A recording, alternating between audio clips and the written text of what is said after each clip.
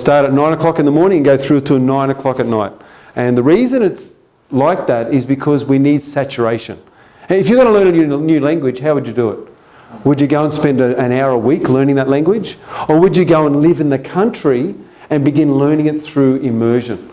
And that's really what this experience is about. It's an immersion thing. So when we come to a seminar, it's about immersing yourself in an environment or in a mindset of a champion. You know, someone who really wants to push their life forward in a powerful, positive way. And so I've started running seminars, and I'm married.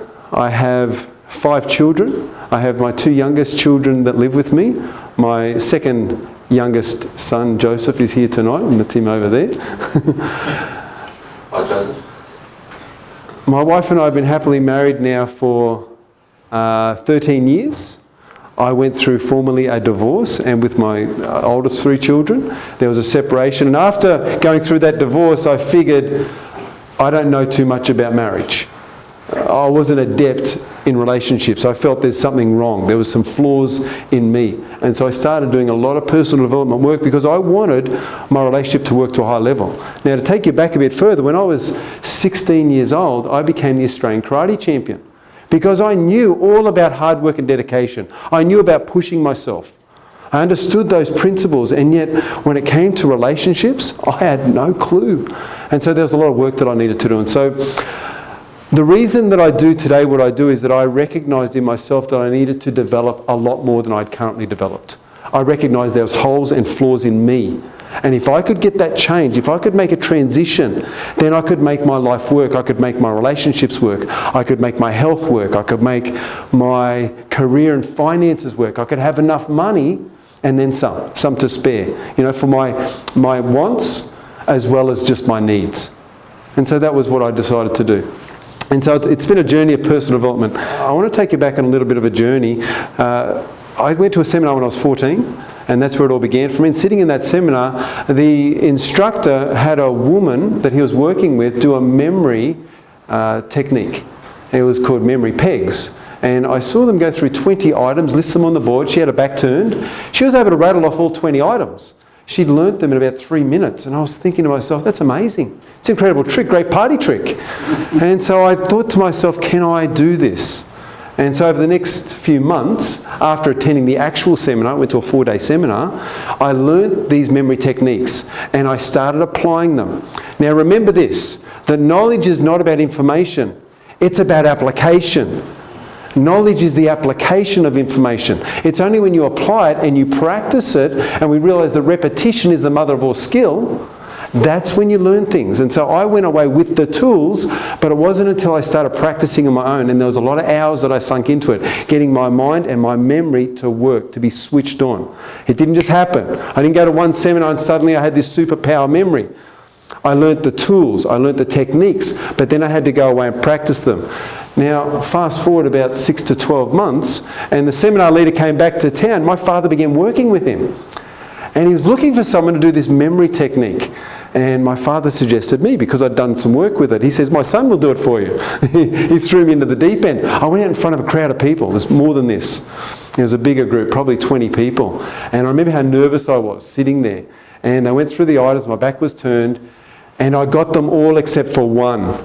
And even to this day, I was 15 years old and I can still remember the one that I missed. It was twist drill. I still even remember the item. The other 19 have fled from my memory. I can't remember them. I can't recall them right now. But that one that I got wrong. Now, who has had a situation in their life where you failed? You failed really bad and you remember it. You sometimes forget those successes you have. You sometimes forget the good things, but that failure, that hits you hard. And it's often the need to avoid pain that pushes us to do better. And so from that experience, I decided that it's not going to happen again. I made sure that I pushed myself hard with my memory so that I would not forget things, so that I would have a super powerful memory. I shouldn't say not forget things, I should say super powerful memory. Your unconscious mind doesn't process negatives directly. So what that means is that when you say, I won't do something, or if you say something like, my wife and I had this conversation, she said, I've got to stop saying that, I've got to stop doing something. The word stop is not even recognised by your unconscious mind. So if you're saying I've got to stop overeating, all your unconscious mind hears is I've got to overeating. That's all it hears. It just eliminates anything negative. It eliminates it from our vocabulary, and it just hears the main words or the main structures in the sentence. That's all it hears. And so your unconscious mind doesn't process negatives directly. It thinks of everything as being just what it is, the statement. So after that experience, I decided to work on my memory more. And then when I was 19 years old, I sat down, I was in church one time, and this African-American man got up and he spoke. He spoke for 15 to 20 minutes. He did so without notes. And I was impressed by that, but the content, the scriptures, all from memory, the shares that he did. And he went on, and it wasn't just a little bit of information. He was speaking articulately, he was speaking well, he was speaking fluently, and it just seemed to roll effortlessly from his lips. And I listened to it, and it was much like a TED Talk is today. We've all heard TED Talks. These people get up without notes, and they speak dynamically. And they speak to the heart and speak to the mind. And they seem to be able to continue to go forever. And I thought to myself, what a skill. And so that got me on this journey of thinking, well, how do I develop my public speaking skills? Then I stumbled across some talk tapes by a man by the name of Christopher Howard, and he had some presentation and platform skills training. I got these tapes and just listened to them over and over again. Once again, repetition is the mother of all skill. And so I listened to the tapes over and over and over again until I got the information inside my mind, deep inside my mind. Then, with the information, I began practicing it. Practice the skills. I would learn one bit of information, one chunk. I'd begin putting it into practice, begin applying it, using it wherever I could. I started teaching and public speaking. I remember the first time I stood up to give a talk without any notes. And I was using a technique called a visual stack. And a visual stack, for those of you who don't know, is simply a way to remember a talk. A talk may be, for example, a number of pictures that you have in your mind. And so you go through the first picture, then the second, then the third, all the way to the end of the talk. And so instead of having pages of information, you might have 5 to 10 pictures in your mind, and each picture speaks how many words? How many words? 1,000 words. So you get a good picture of something, you've got 1,000 words that you can disseminate or give in relation to that picture. So 5 pictures could be 5,000 words. Okay, could be. We don't want to use that many words. We want to be a bit of a wordsmith if we can and use less words to tell more information.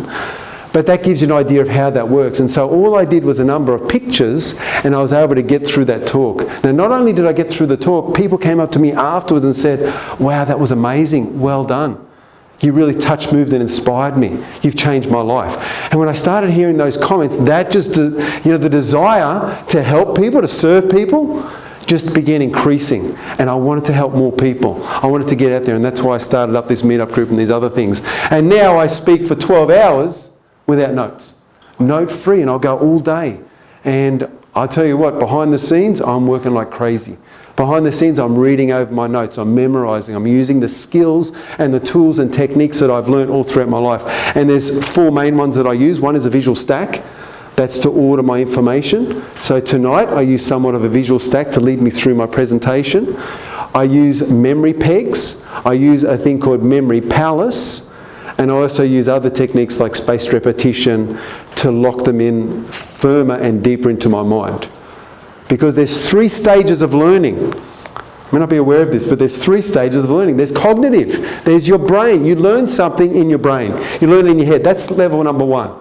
You've learned something. Okay, we call this knowledge. It's not really, it's information. It's data floating around your head. That's what it is. We call it knowledge, but it's not really. Knowledge is about application, not information. Second stage of learning. You've now gone cognitive, you've got it in your brain, now you've got to get into your heart.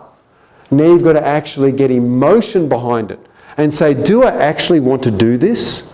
Do I want to change my life in some way? And so it moves from the head, progresses to the heart. And the heart means you're engaged. You've got emotion behind it and you're doing it. And then the third level is your body. You see, the largest part of your unconscious mind is the meat suit or the body. We're going to realise that. This is your unconscious mind. So when you do something over and over again with your hands, with your legs, with your feet, with your body, and you do it over and over through repetition, that's when you know it. That's when you know it, and you don't just know it cognitively, you don't just know it with your heart, you know it with every cell and every part of you. It becomes who you are, it becomes your new character. So that's the level of learning that I was going for. And those of you who are after mastery, that's how you do it. You're not going to get mastery by coming along to a few meetups. You're not going to get mastery by listening to a few YouTube channels and a bit of positive thinking. That's not going to change your life. What's going to change your life is getting it from your head to your heart to your hands.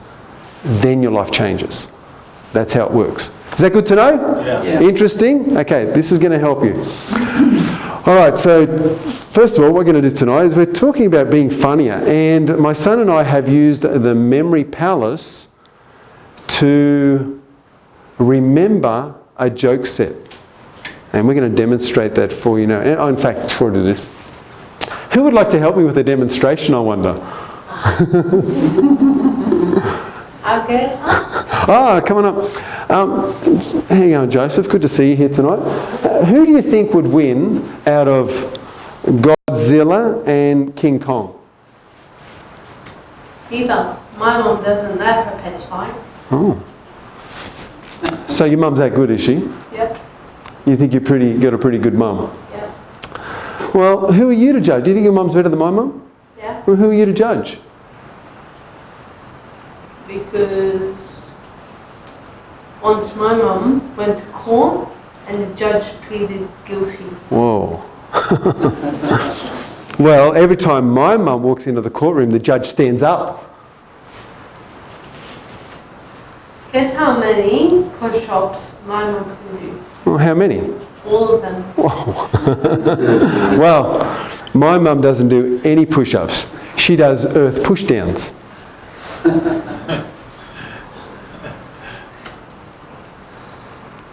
My mum had a fight with Superman, and the loser had to put the underpants on the outside. Whoa.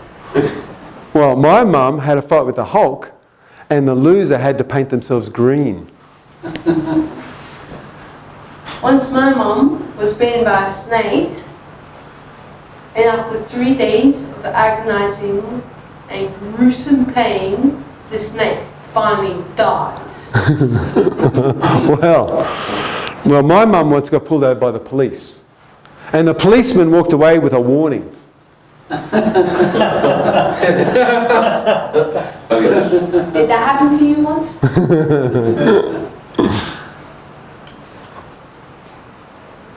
My mum can put out a fire with gasoline. Whoa.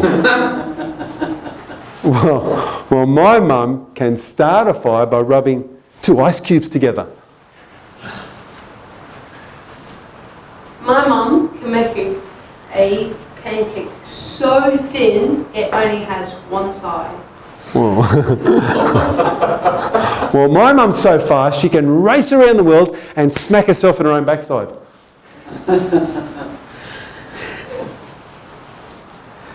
My mum created the giraffe species by uppercutting a horse. Well, my mum can slam a revolving door.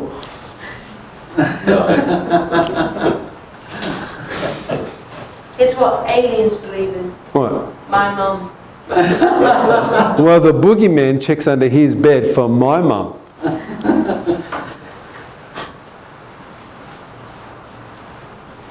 My mum really died 1 year ago, but Dad was too scared to tell her. Oh. Wow. Wow. Oh, wow. That's a tough one. My mum can win a game of Connect 4 in 3 moves. My mum starred in every Star Wars movie as the Force. Oh, wow. Okay. Well, my mum counted to infinity twice. Well, my mum counted to infinity 4 times. And she's still counting.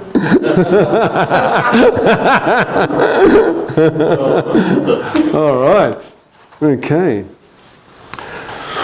My mum can remember the future. When my mum forgets something, it ceases to exist.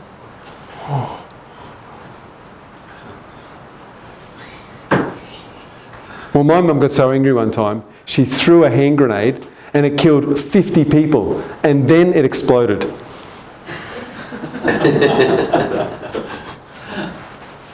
Well, my mum can hold a chair in the air with one arm while sitting on it. He's got me. All right, well done, well done. Okay. Good job. How was that, guys? It's pretty good for 11-year-old boy, isn't it? Fantastic. Pretty good. Okay, so what we used there to do that was a thing called the memory palace. It's a technique that we did. So Joseph and I were sitting in the car, and how did we do it, Joseph? You going to come up and explain to people how we did it? Come up and explain. So this part, we could keep going as well. There's about another 10 that we know. Yeah. But he decided to stop with that one. We worked out that that was the last one. Okay, so how did we do it? We found an object Yeah. and we put a joke on it. So we found an object and we put a joke on it. Now, how do you put a joke on an object?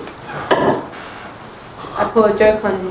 You put a joke on me. Yeah. I have about 15 jokes on you. Yeah, okay. So did you hear that? We thought about an object and we put a joke on it. So what I did was I pointed to the speaker in our car and we said, when we think of the speaker in the car, let's think about the judge. And he got a joke about the judge and I got a joke about the judge. And then we went to another part in the car, which was we've got a little TV. And we pointed to that and we said, what joke can we put there? And he said, well, I'll do Superman. And I said, well, I'll do Hulk. And then there was another joke, was the push-up one. And we did the push-up one. So what we did was we started going through the car and selecting objects with which to put the joke on. And then in order to rattle off all those jokes, all we needed to do was go back through the objects. And if you remember the objects, you remember the joke. See how that works? That's what's called a memory palace. Excellent, Joseph. Thank you. Take a seat. Thanks. So has everyone seen that before or heard of memory palace? Who's heard of that? You've never heard of the memory palace? Pegging. Peg. Is it peg? Memory peg? Memory pegs. So pegs is another memory technique. We can use pegs, and I use pegs. I use memory palace for my jokes. That's how I do jokes. If I'm going to tell a joke at a seminar, I'll use memory palace or a series of jokes, and that's how we go. Okay, so that's how it works. But let's look at this memory palace.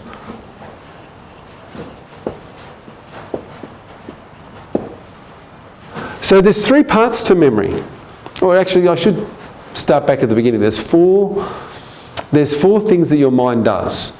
And the way that we work this out is with a little acronym called MAPS. And I did write this in the meetup if you read that. So the M is for memory. It's the first function of your brain to remember things.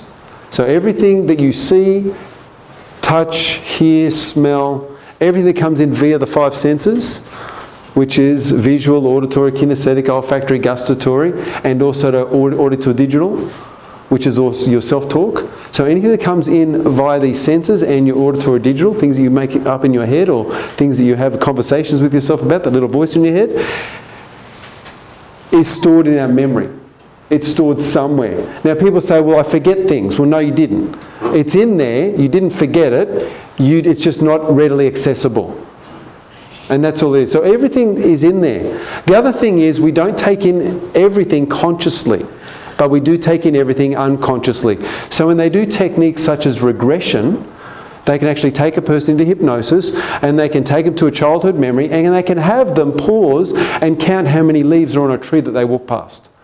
They can have them pause and read the license plate of a car that they were walking past. They didn't even take in consciously.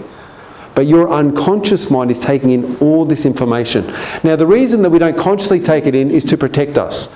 Because your brain would go into meltdown. It would just shut down because there's so much information. Scientists estimate that 2 million pieces of information are coming at us, through the 5 senses every second. There's that much information. There's the wind, the breeze, there's all the lights and colours, everything around. It's all coming in. But we're only aware of a very small amount. And that's to protect us. So memory is the first function of the mind. Sorry, is there a question? I was just saying, I never knew that. Yeah, so what you're doing, there's actually, you're only aware of about 7 to 9 chunks of information. That's all we're consciously aware of. And where focus goes, energy flows. And so we're only aware of what we focus on or what we train our brain to look for. So if you think about it this way, let's imagine that you're sitting in front of a computer, you're on the internet, and you type in the word wealth. What comes up on the screen? Well, everything to do with wealth. Money, making money, buying houses, buying cars, buying nice things. Okay, everything to do with wealth and spending probably comes up. All right, even saving money. If you write in poverty on that exact same computer, what comes up on the screen? Well, everything to do with poverty. So what happens is the computer sorts for and finds those things which you're focused on. Now in our life, we're focused on things. And these things come up consciously and unconsciously. And so if you find the same things keep coming up in your life, it's because whether consciously or unconsciously, you're focused on them. And where focus goes, energy flows. And so if you find that your life is, I know it's tough, why does this always happen to me? Why am I always having people hurt me or do something? Or why is this going on? What are you focused on? What are you attracting into your life? And this is where that law of attraction comes into it, is that if you choose to focus somewhere else, you can change that. Yeah. Is that related to your subconscious paradigm as well? Absolutely. There are two sets of thoughts that we have. The thoughts you know about and the thoughts you don't know about. And it's not necessarily the thoughts you know about that mess up your life. It's the thoughts you didn't know about. The thoughts that are happening unconsciously. Okay, they're the ones that often cause us problems. Now, the stuff that I do works with not only the conscious mind, but also the unconscious. And we want to create change in both. So memory is the first one. The second one is attention. It's another thing that our brain does. It holds our attention, helps us to focus, like I said before, and lock into something. And we can only focus on a very small amount of things. And so I've got to be careful for what we're looking for and sorting for in life. I used to work at a service station, and when I was driving around, I always used to see the prices of every single service station I went past. Because I was always comparing. So on the way to work, my boss would ask me, what prices were they? So that we could adjust our prices accordingly. Okay, and that became a habit, and it was many years after stopping that job, going into another, that I stopped doing that. Because I was looking for it and sorting for it. And I ended up doing it unconsciously. Because there's 4 levels of competence. I'll put this over here. So the 4 levels of competence we have, number 1, we have unconscious incompetence.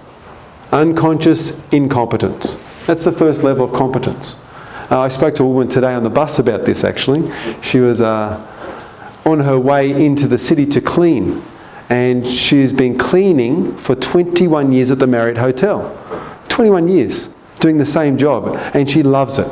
She's absolutely good. And I said, do you have to think about it anymore? She says, I can think about anything I want to think about. And I just go through the motions. She knows her job so well, she doesn't have to think about it. But before she did that job, before she started that job, she would have been at some point in her life unconsciously incompetent. She had no idea how to clean. She had no idea what the best way to clean was, or even the reason why she would have needed to clean. At some point though, she would have gone to the second step, which is conscious incompetence. That's when she began to realise and recognise, wait a minute, if you don't clean, if you don't look after your house, if you don't clean your bed occasionally, you're going to get sick. Because the bed bugs and whatever else is going to build up, there's toxins in the house that will build up around me. I've got to make sure I clean it and I'm in a nice clean environment. Okay, so at some point she would have cleaned the dishes, cleaned this, cleaned that, to make sure that bacteria is staying out of the